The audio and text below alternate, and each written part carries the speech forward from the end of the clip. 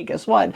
If we get 50 centimeters of snow, you are responsible for cleaning it up. Toronto just got buried under a breaking snowfall of over 70 centimeters of snow in just 1 week. The snowbanks are piling up. The sidewalks are difficult to walk on. They're frozen over. And everyone is wondering, whose job is it to actually clear out all this snow? If you're renting a home, is it your responsibility? Tell me. Or is it your landlord's responsibility to handle all the heavy lifting?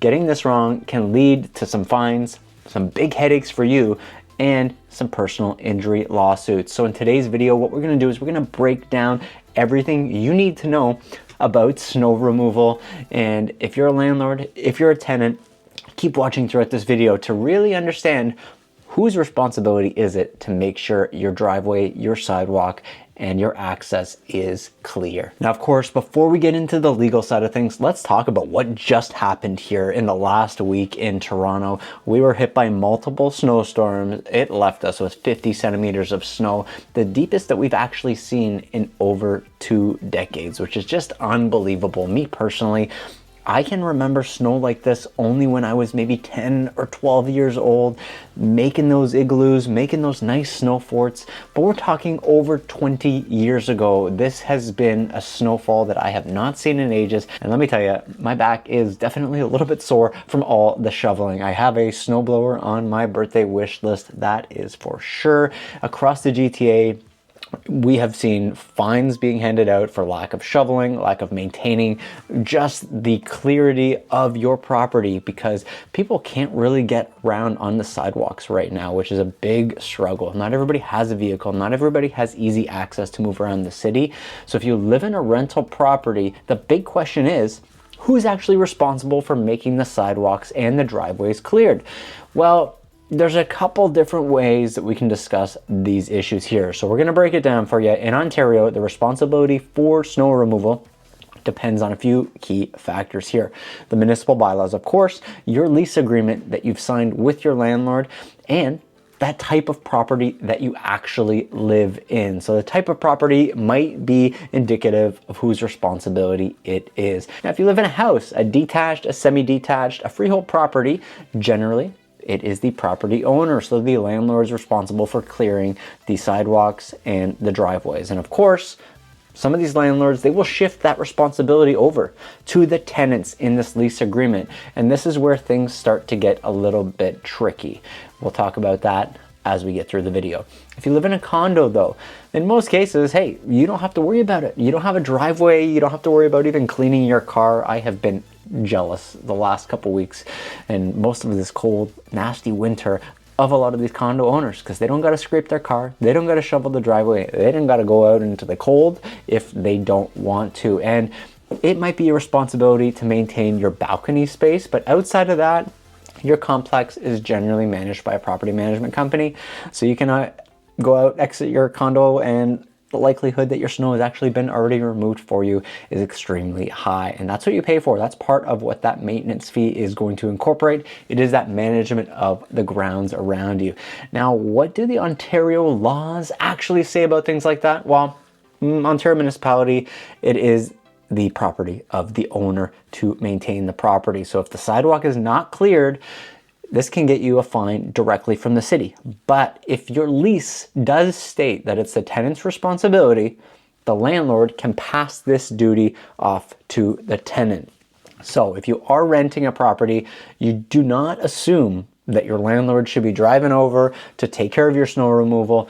Make sure that you actually know what's in your lease agreement before you start to give your landlord a phone call and say, can you come clean up my driveway here?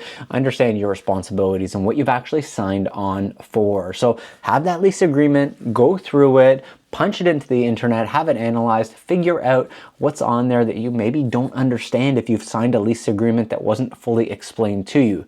Your lease agreement is the most important document when it comes to snow removal responsibility. Some landlords include it specifically in that fine print, a snow removal clause that shifts the responsibility to you as the tenant. Now, if that's the case, you could be on the hook for shoveling, even if you weren't actually aware of it.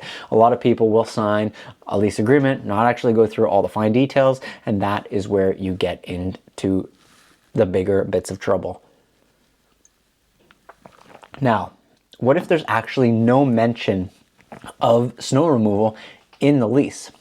By default, the landlord is actually responsible for maintaining the property in this case. So that could be your grass, that could be your snow removal. Now, of course, if that clause is in there and you're a tenant, you're legally bound to follow your lease contract and take care of that snow removal. If you're a tenant and you didn't agree to handle the snow removal when you signed this lease, the landlord can't suddenly, of course, demand it from you. So if it's not in your contract and the landlord didn't specifically say, hey, guess what?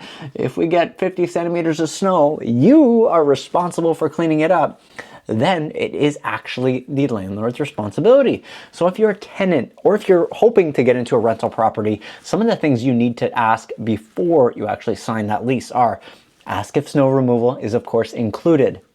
Get it in writing. Have it on your contract that you are or are not responsible for the removal of the snow.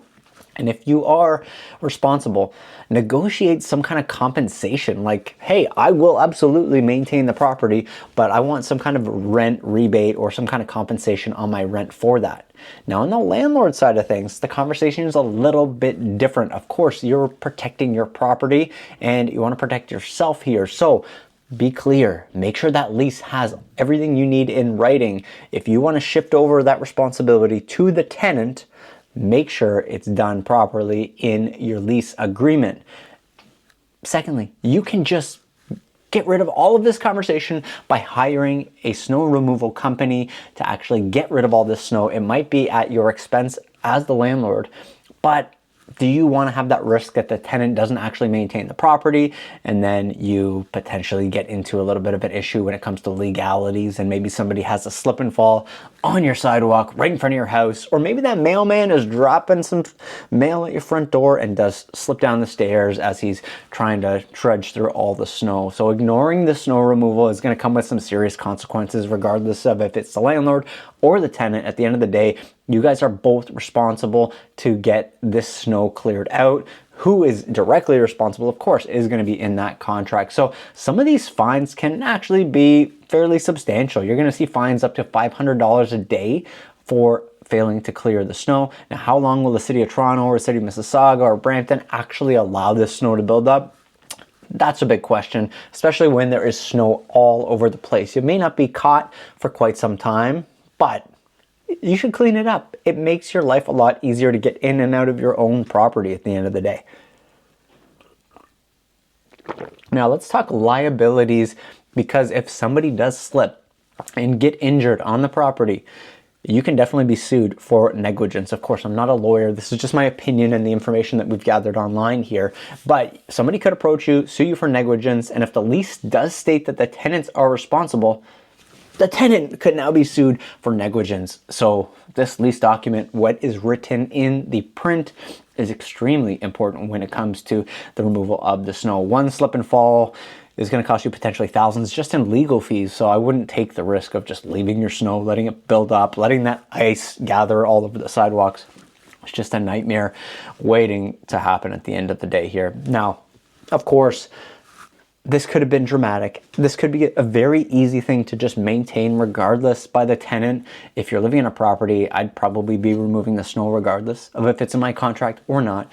But if you're a tenant and you really don't want to remove the snow, look into your contract to figure out whose responsibility it actually is. As a tenant, know your rights before you actually grab the shovel as well, because if you go and grab that shovel and you get hurt, maybe your landlord's potentially on the line for something there. So I hope you found this different video helpful, something in terms of who's right and who is responsible in a situation like this. And if you're looking to become a landlord, or if you want to be a tenant, let me know. I'm happy to help you out with that process anywhere in the GTA. You can always reach out to me at the number here on screen in one of these corners. And if you want more information on what's happening in the Greater Toronto real estate area, feel free to watch one of these two videos, because they will provide you with some great value and keep you informed on what's happening in the market. Thanks so much for watching this video, and I'll see you in the next one. Bye for now.